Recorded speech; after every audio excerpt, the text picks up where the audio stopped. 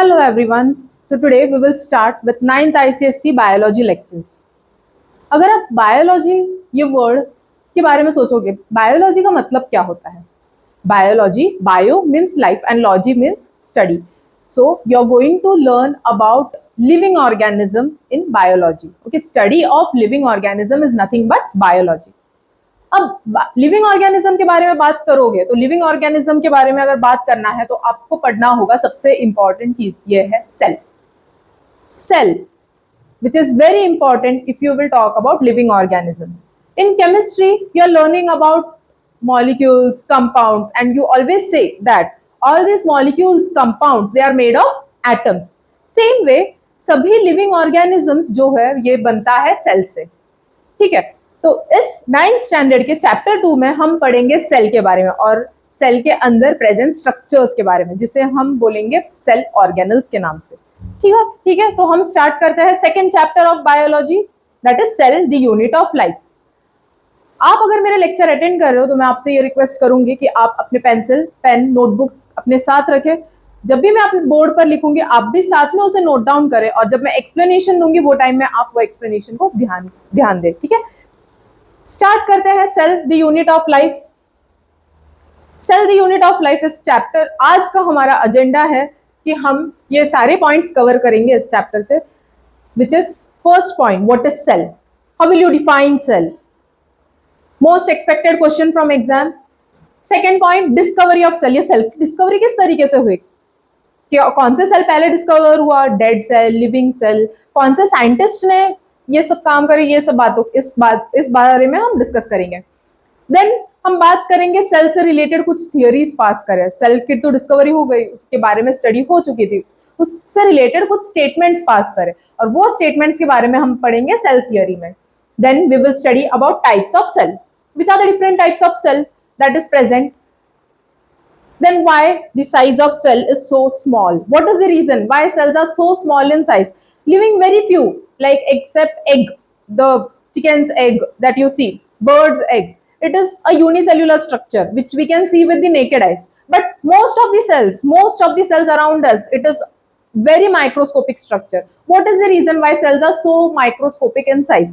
We will find out the answer in this part. And then last we will move towards size and shape of cell. सभी sales अपने body में अगर आप देखोगे सब sales के शेप एक जैसा नहीं है, सभी सेल्स का शेप अलग अलग है. इसका रीजन क्या है, सब सेल्स अलग अलग शेप में क्यों होता है, यही सब पॉइंट्स हम डिस्कवर करेंगे. ठीक है, तो बात करते हैं पहले पॉइंट से related, what is cell. To know this let us first consider the example. Example से हम पढ़ेंगे, एग्जाम्पल से पढ़ना ज्यादा आसान होता है.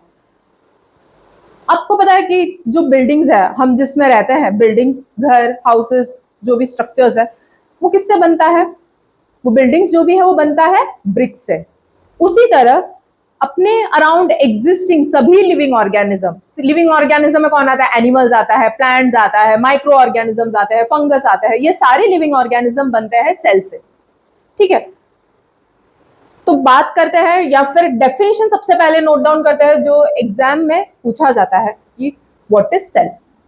Cell is the basic structural and functional unit of life. So हम पहले तो डेफिनेशन को ब्रेक डाउन करेंगे वर्ड्स में. Cell is basic structural and functional unit of what, life. Basic structural, what does this mean? Again for this we will take one example. Let us take an example of an organ, that is stomach. If you will consider the example of stomach जो है ये बनता है cell से. Stomach ये organ के बारे में जब भी आप बात करोगे, स्टमक किससे बनेगा, सेल से. जैसे अभी बताया बिल्डिंग्स जो है ब्रिक से बनता है, उसी तरह सभी लिविंग ऑर्गेनिजम्स को आप ब्रेक डाउन करो. सबसे स्मॉलेस्ट पार्ट आपको मिलेगा, क्या मिलेगा, सेल. तो लिविंग ऑर्गेनिजम्स का बिल्डिंग यूनिट क्या है, cell. So that is what it means, basic structural. Living organisms को जो भी शेप मिलता है, जो भी स्ट्रक्चर मिलता है, वो किसके कारण मिलता है, सेल से मिलता है. So cell is the basic structural. Second one, that is functional unit. Body में कोई भी ऑर्गन जब फंक्शन करता है, इंडिविजुअल लेवल में वहां पर जाके कौन फंक्शन करता है, सेल फंक्शन करता है। इसके लिए एक एग्जांपल है, अब मानो 9th स्टैंडर्ड, आपके स्कूल में ऐसा बोलते हैं कि 9th स्टैंडर्ड के स्टूडेंट्स आ रहे हैं स्टेज में परफॉर्म करना है। 9th standard is going to come to the dais to perform a dance. So in that scenario 9th standard किससे बनता है, 9th standard के स्टूडेंट्स से। ओके, तो 9th स्टैंडर्ड के स्टूडेंट्स को हम क्या कंसिडर करेंगे, सेल्स। सो 9th स्टैंडर्ड के स्टूडेंट्स बनाता है 9th स्टैंडर्ड। उसी तरह बॉडी में कोई भी ऑर्गन अगर फंक्शन करता है, वहां पर कौन फंक्शन करता है, सेल फंक्शन करता है। इंडिविजुअल लेवल में आप जाकर देखोगे कौन फंक्शन करेगा, वहां पर सेल फंक्शन करेगा। तो मोस्ट एक्सपेक्टेड क्वेश्चन है एग्जाम में कि what is cell, how will you define cell. एक अल्टरनेटिव फॉर्म्स में क्वेश्चन पूछा जाता है, बट सबके लिए आंसर एक ही है कि cell is the basic structural and functional unit of all the living organisms. ठीक है, अब हो गई बात सेल के बारे में। अब बात करते हैं डिस्कवरी ऑफ सेल। सेल किस तरीके से डिस्कवर हुआ। डिस्कवरी, जब भी वर्ड डिस्कवरी आया वहां पर आएंगे रोल साइंटिस्ट। ठीक है, बात करते हैं पहले discovery, first discovery. The first discovery of cell was done by Anton van Leeuwenhoek. Who discovered the first cell? It was discovered by Anton van Leeuwenhoek. He discovered the first living cell. Okay, what did he discover? He discovered first living cell. Anton van Leeuwenhoek का hobby था कि वो सारे glasses को collect करते थे और उससे वो माइक्रोस्कोप्स बनाते थे। उन्होंने एक माइक्रोस्कोप बनाया जो बहुत सिंपल माइक्रोस्कोप है, आप देख सकते हो यहाँ पर इमेज दिया हुआ है, आप देख सकते हो उसमें लेंसेज यूज किया है और वो लेंसेज को यूज करके उन्होंने पॉन्ड में से कुछ वाटर सैंपल्स कलेक्ट करे और उस वाटर सैंपल्स को उन्होंने एक ड्रॉप को माइक्रोस्कोप के अंदर ऑब्जर्व किया। जब माइक्रोस्कोप के अंदर ऑब्जर्व किया उन्होंने देखा कुछ माइक्रोस्कोपिक स्ट्रक्चर है जो मूवमेंट दिखा रहा है। इस तरीके से डिस्कवरी हुई पहले सेल की, which is nothing but the first living cell, and that was done by Anton van Leeuwenhoek, and he used a simple microscope. Okay, he used a simple microscope. Then comes the scientist. He is none other than Robert Hooke. What did Robert Hooke do? He took the section of cork. Actually, he took the section of cork. Cork के sections लिए। What is cork? अब bottles के ऊपर, wine के वगैरह bottles होता है, उनके ऊपर वुडन स्ट्रक्चर, वुडन कैप रखा होता है। उस वुडन कैप का सेक्शन लिया था उन्होंने और उन्होंने उसको माइक्रोस्कोप के अंदर देखा। जब उन्होंने माइक्रोस्कोप के अंदर देखा, उन्हें दिखा ये जो सेल है, उन्होंने जब माइक्रोस्कोप के अंदर देखा उन्हें दिखा कि ये जो स्ट्रक्चर है ये माइक्रोस्कोप के अंदर जो भी विजिबल है ये बिल्कुल इसी तरह था। It was resembling the honeycomb like structure, और ये स्ट्रक्चर जो भी था ये अंदर से पूरी तरह से खाली था, बिल्कुल एम्प्टी था सेल। तो इसे उन्होंने नाम दिया वर्ड सेला, which is a Latin word. He used the word cella. Cella, it means compartment. Cella का क्या मतलब है? Cella का मतलब है compartment. So रॉबर्ट हुक ने जो डिस्कवर किया था, उन्होंने माइक्रोस्कोप के अंदर किसका सेक्शन लिया था? उन्होंने माइक्रोस्कोप के अंदर देखा था section of dead cell, which is nothing but the section of cork. And when he observed the section of cork under microscope, he saw that honeycomb-like structure. And this honeycomb-like structure was completely empty. इसके अंदर कुछ भी present नहीं था और इसे उन्होंने नाम दिया सेला, which is a Latin word and it is a dead language. Latin language को हम कन्वर्सेशन के लिए यूज नहीं करते, इसलिए इसको डेड लैंग्वेज कंसिडर करता है। सो सेला का मतलब है कंपार्टमेंट। जब माइक्रोस्कोप के अंदर देखा, उन्होंने देखा यार ये तो स्ट्रक्चर सारा कुछ एम्प्टी है और इसीलिए उन्होंने क्या नाम दिया था? सेला। तो इस तरीके से डिस्कवरी हुई next cell, that was a dead cell, and who did that discovery? Robert Hooke. So we came across two persons, Anton van Leeuwenhoek, and second person was Robert Hooke. Anton van Leeuwenhoek, he discovered living cell. First living cell किसने discover किया था? Anton van Leeuwenhoek. और first dead cell किसने discover किया था? Robert Hooke. Robert Hooke ने microscope के अंदर जो सेक्शन देखा था, किसका सेक्शन देखा था? उन्होंने देखा था सेक्शन कॉर्क का सेक्शन देखा था, और वो कॉर्क का सेक्शन जब माइक्रोस्कोप के अंदर देखा था वो बिल्कुल किसकी तरह था? हनीकॉम्ब जैसा था, हनीकॉम्ब जैसा स्ट्रक्चर था। और उन्होंने उस जो भी पार्ट है उसे क्या नाम दिया था, सेला के नाम से रिप्रेजेंट किया था। और सेला का मतलब क्या है, compartment. Compartment, it was completely empty. Why it was completely empty? Because it was a dead cell. Okay, if it would be a living cell, the cell wouldn't be completely empty. Okay, now तो ये हुआ discovery के बारे में। ये microscope था जो Robert Hooke ने यूज किया डिस्कवर करने सेल। वो टाइम में जब माइक्रोस्कोप की इन्वेंशन हो रही थी, लाइक सभी चीजों के बारे में स्टडीज हो रहा था, फिजिक्स, केमिस्ट्री, सब सब्जेक्ट्स के बारे में इंडिविजुअली स्टडी हो रहा था, लेंसेज के बारे में स्टडी हो रहा था, नए नए टाइप के माइक्रोस्कोप्स जो है वो प्रोड्यूस किए जा रहे थे।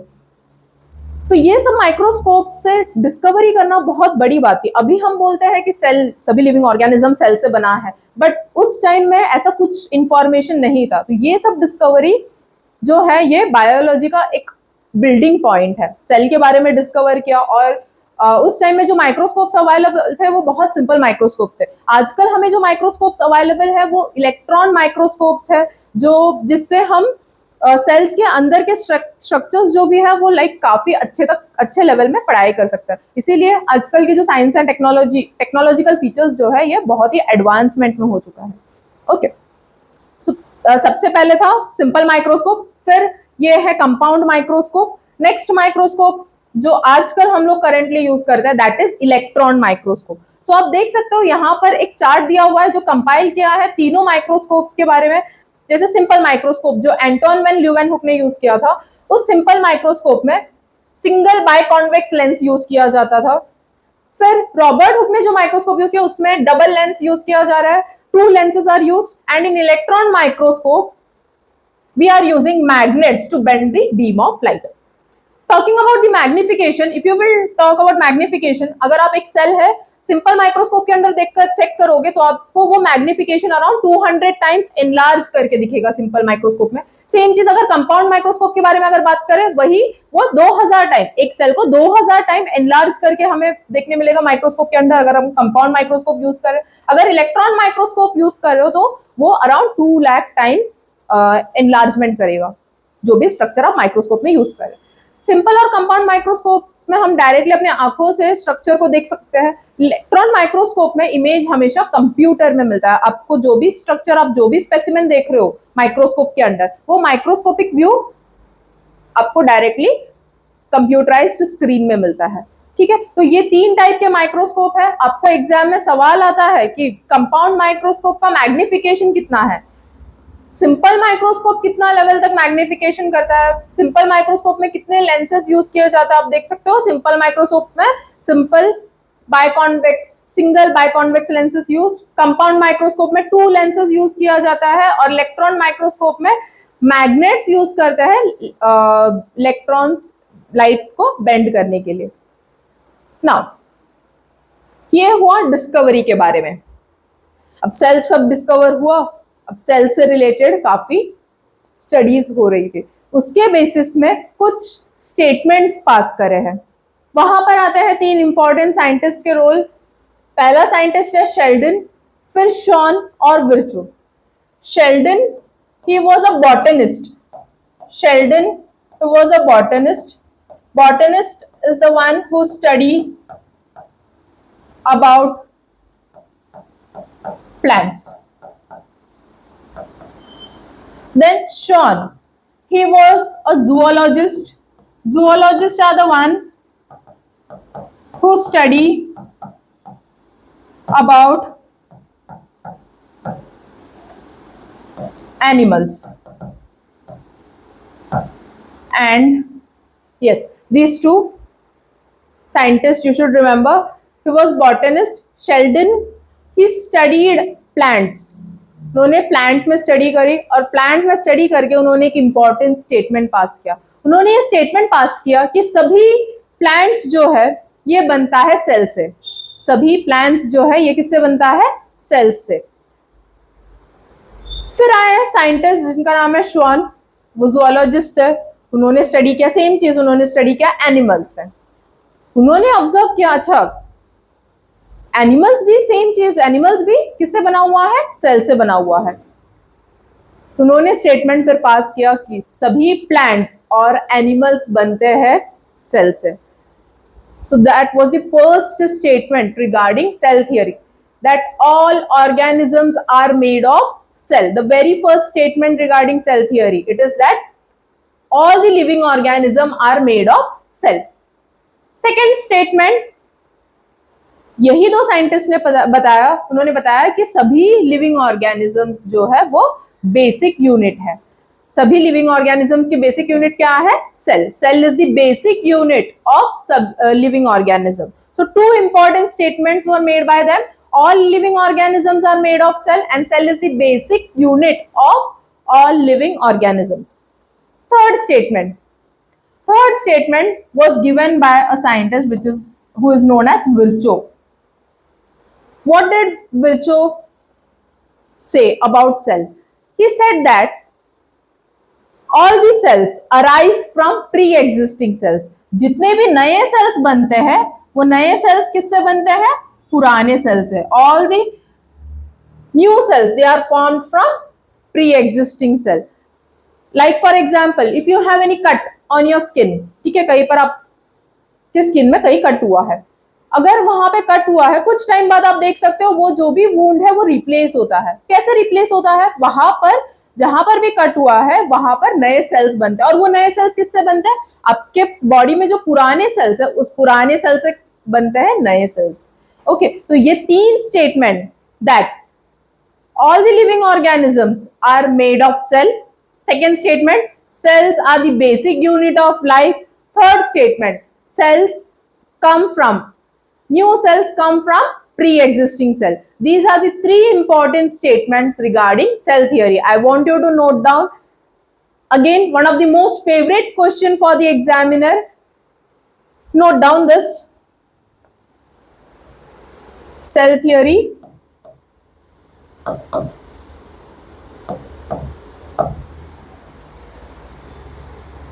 First statement, all the living organisms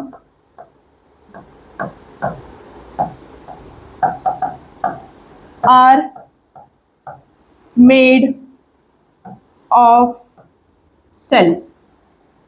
Second, cell is the basic unit of life.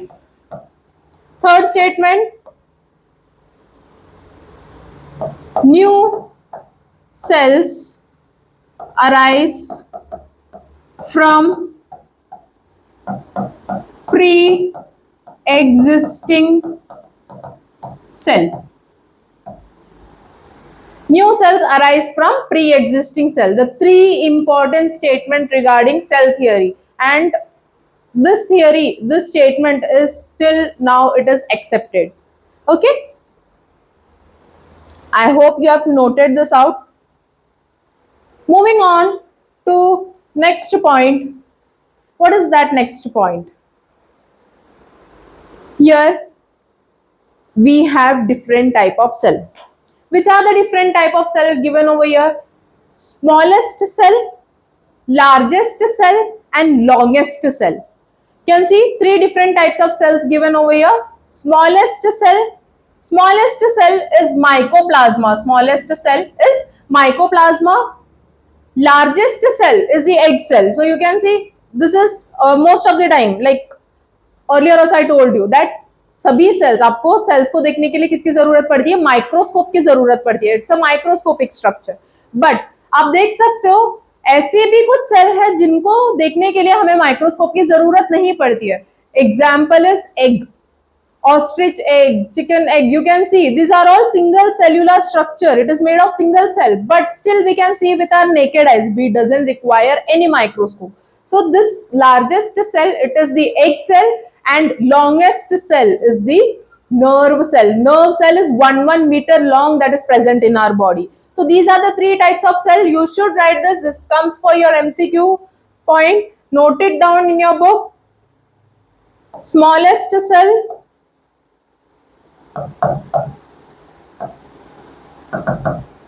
type down types of cell. This is the title. Smallest cell, which is the smallest cell? Mycoplasma. plasma. These are the smallest cell. You can see it is approximately 0.3 micrometers. का size कितना होता है? 0.3 micrometer. This is mu, micrometer. Okay. Largest cell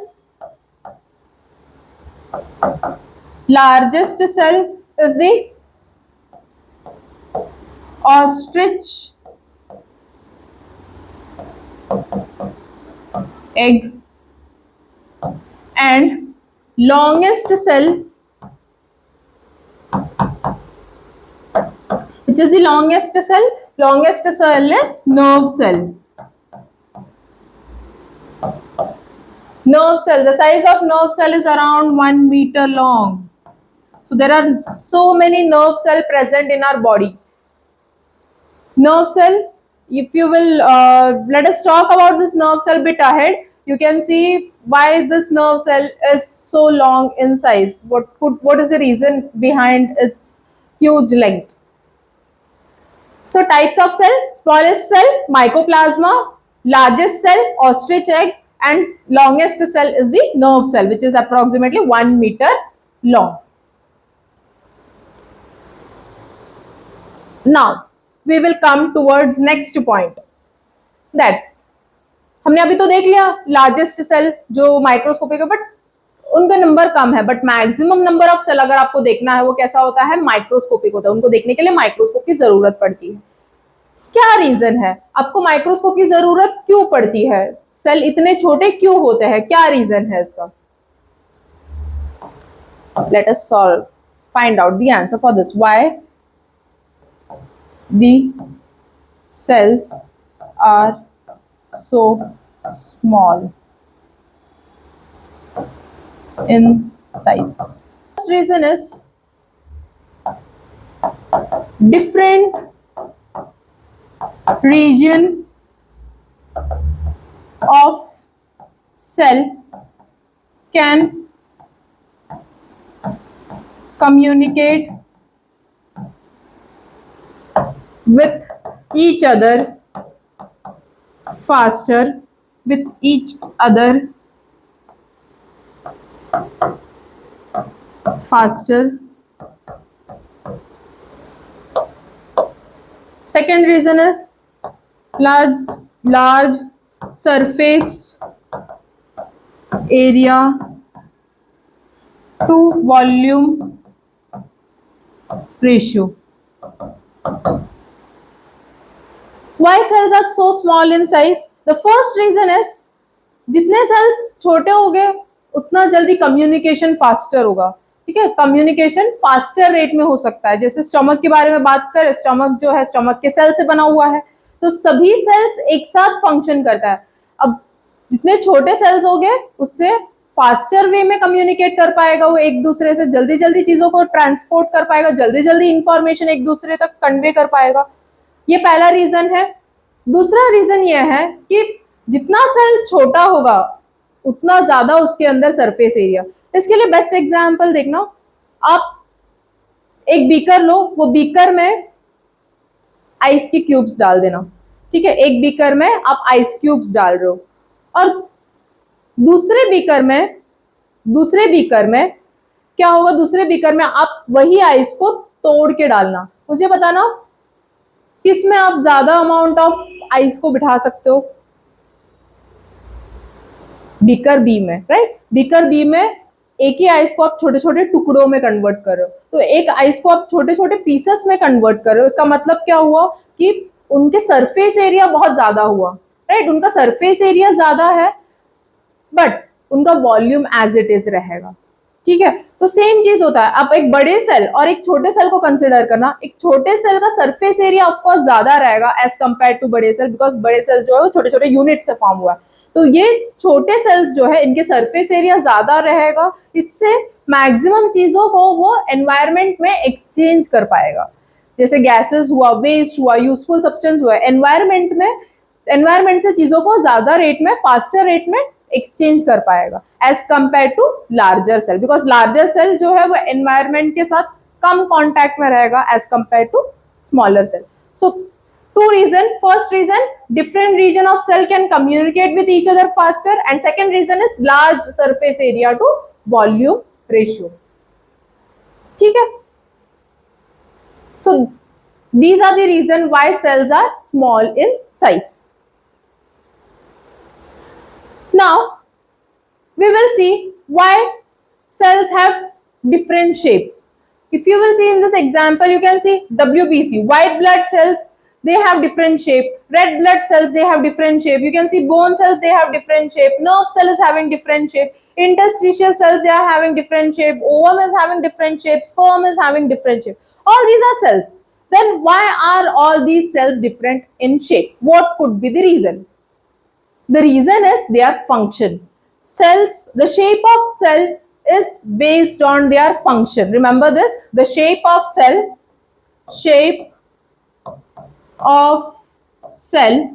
is based on their function. Shape of cell is based on their function. Like WBC. You know that WBC, the main function of WBC is to fight against the pathogen. Okay. So pathogens के वो against वो हमेशा fight करते हैं, इसलिए WBC को हम क्या बोलते हैं? Soldiers of the body. They protect our body from the foreign organisms. So WBC इसका जो शेप है ये अमीबॉइड शेप है. इससे क्या होगा, वो कहीं से भी स्क्वीज आउट कर पाएगा ब्लड वेसल से और पैथोजन को ग्रैब कर पाएगा. इसीलिए WBC का जो शेप है ये अमीबॉइड शेप है. अब बात कर लो RBC, red blood cells. Red blood cells जो है ये ब्लड में ट्रांसपोर्टेशन का काम करता है. सो ये disc shape structure of RBC help करता है उसको मैक्सिमम अमाउंट ऑफ ऑक्सीजन को बाइंड करने, जिससे मैक्सिमम अमाउंट ऑफ ऑक्सीजन को वो ट्रांसपोर्ट कर सकता है. So disc shape of RBC helps in transportation of good amount of oxygen.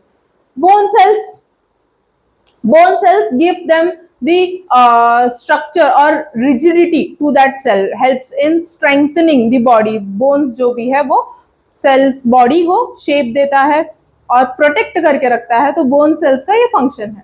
Nerve cell, why nerve cell is this long, like I told you in the few minutes before that in the end you will be seeing why is this, what is the reason behind nerve cell having this shape. The reason is that nerve cell is transferring information. So as long it will be, it can conduct maximum information at a faster rate. Okay. Like for example in this scenario, यही देख लो, आप जब मैं आपसे बात कर रही हूँ, इसी पॉइंट पर आप वीडियो देख भी रहे हो, इसी पॉइंट पर आपके आंखों से ब्रेन में इंफॉर्मेशन जा रहा है, कान से ब्रेन में इंफॉर्मेशन जा रहा है, और उसी वक्त में आपको पता चल रहा है कि आप जो भी सुन रहे हो, जो भी देख रहे हो, आपको समझ आ भी रहा है या नहीं. तो आप देख सकते हो इतने फास्टर रेट में इंफॉर्मेशन कन्वे होता है. जैसे नहीं कि मैंने अभी बोला उसके 1 मिनट के बाद आपके ब्रेन में वो इंफॉर्मेशन जा रहा है, ऐसे नहीं होता है. जिस मूवमेंट में मैं बोलती हूँ उसी मूवमेंट में आपको सुनाई दे रहा है, आपको उसी मूवमेंट में इस चीज समझ आ रहा है. तो नर्व सेल में इंफॉर्मेशन फास्टर रेट में ट्रांसफर होता है. इंटरस्टिशियल सेल्स ये जैसे ये आपको यदि यहाँ पर दिया हुआ है सिलिएटेड सेल्स, सिलिएटेड टिश्यू के सेल्स है. तो ये सीलिया जो है ये आपको कहाँ दिखेगा, आपके रेस्पिरेटरी ट्रैक्ट में, और ये रेस्पिरेटरी ट्रैक्ट में ये सीलिया हेल्प करता है मूवमेंट में, वो रेस्पिरेटरी सिस्टम को साफ रखने में हेल्प करता है. तो ये छोटे छोटे हेयर लाइक स्ट्रक्चर जो है वो मूवमेंट करता है, जिससे आपका रेस्पिरेटरी ट्रैक्ट हमेशा साफ रहे. Ovum is a cell which is present in female. It consists of all the female information, and this ovum, it is non-motile structure. इसमें सारी information present है. Food stored होता है. Sperm में आप देख सकते हो यहाँ पे एक long tail like structure है. Sperm is the male gamete. Okay, this sperm it carries male information, genetic information. तो sexual reproduction के वक्त ये sperm एक के साथ fuse करता है, और ये स्पर्म जो है ये फीमेल रिप्रोडक्टिव ट्रैक से मूव करते हुए जाता है. तो वहां मूवमेंट के लिए इनमें ये जो टेल है ये हेल्प करता है. ओके, इनके जो टेल है ये हेल्प करता है मूवमेंट करने में. सो आप देख सकते हो अभी जैसे आपको बताया, हर एक सेल का शेप किसके ऊपर बेस्ड है, उसके स्ट्रक्चर के ऊपर बेस्ड है. Okay, I hope you are clear till here. Start करते हैं, एक और बार रिवाइज करते हैं क्या क्या किया आज के क्लास में, कौन से पॉइंट्स देखे। पहले हमने देखा what is cell. What is cell? Cell is the structural and functional unit of living organism. Yes, cell से ही सभी लिविंग ऑर्गेनिजम्स के स्ट्रक्चर और सेल से ही सभी लिविंग ऑर्गेनिजम्स से फंक्शन होता है। डिस्कवरी ऑफ सेल, हम डिस्कवरी ऑफ सेल के बारे में क्या देखा था? डिस्कवरी ऑफ सेल के बारे में देखा था कि एंटोन वेन ल्यूवेनहुक ने फर्स्ट लिविंग सेल डिस्कवर किया था। उन्होंने सिंपल माइक्रोस्कोप यूज किया था। कौन सा माइक्रोस्कोप यूज किया था? ही used simple microscope. He used simple microscope for viewing this cell and he could see first living cell. उन्होंने वाटर सैंपल्स कलेक्ट किए थे, वो सैंपल को जब माइक्रोस्कोप के अंदर देखा था, ड्रॉप को माइक्रोस्कोप के अंदर देखा था, उन्होंने देखा था कि कुछ मूविंग स्ट्रक्चर्स प्रेजेंट है। फिर बात किया था हमने फर्स्ट, उसके बाद बात किया था नेक्स्ट साइंटिस्ट जिनका नाम है रॉबर्ट हुक। रॉबर्ट हुक ने डिस्कवर किया था first dead cell. He discovered first dead cell and he took the section of he took the section of cork. Okay, he took the section of cork and he observed it under the microscope. He used compound microscope. Why it is compound microscope? Because it is having two lenses. So this compound microscope, under this compound microscope, he saw that the cell, it resembled like a honeycomb, and he named these structures as cella. Cella is a Latin word. Why he called them as cella? Because this structure was completely empty. It was representing like an empty room. Hence, he named it as cella. Cella means compartment. Then, after that, we compiled all the microscope characteristic of all the microscope, like simple microscope, compound microscope, electron microscope. In simple microscope, single biconvex lens was used. In compound microscope, two lenses were used. And in electron microscope, magnets were used to bend the beam of light. Magnification, which is again important, this is again very important examination from examination point. Simple microscope has magnification of 200 times. If you will take a cell and observe it under microscope, you can see that cell 200 times bigger. In compound microscope, you can see around 2000 times bigger, and in electron microscope, you can see it around 2 lakh times bigger. Okay, and for observing cell organelles, for studying different type of cell organelles, which microscope is preferred? Electron microscope is preferred. Okay, then we saw about cell theory. About cell theory, you need to remember these three scientists: Sheldon, Schwann and Virchow.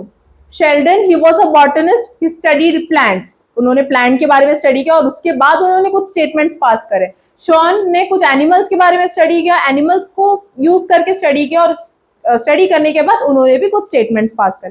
क्या था उनका statement? उनका ये statement था, Sheldon ने बताया कि सभी लिविंग ऑर्गेनिज्म, शेल्डन ने पहले स्टेटमेंट यही बताया था कि सभी प्लांट्स जो है वो सेल से बनता है।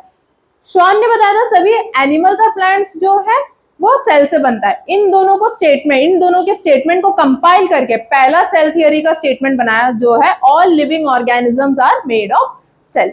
And second statement was also based on their discovery that cell are the basic unit of life. Cell से ही सभी लिविंग ऑर्गेनिजम्स फॉर्म होता है, सेल से ही सभी लिविंग ऑर्गेनिजम्स के फंक्शनिंग होता है। They are the basic unit of life, उसी से सब ओरिजिन होता है। Next, last statement was given by Virchow. Virchow, he said that cells come from older cells or new cells come from pre-existing cells. जितने भी नए cells बनते हैं अपने बॉडी में, वो सारे cells किससे बनता है? पुराने cells से बनते हैं। So noted all the cell theory together that all the living organisms are made of cell. Cell is the basic unit of life. Then new cells arise from pre-existing cells.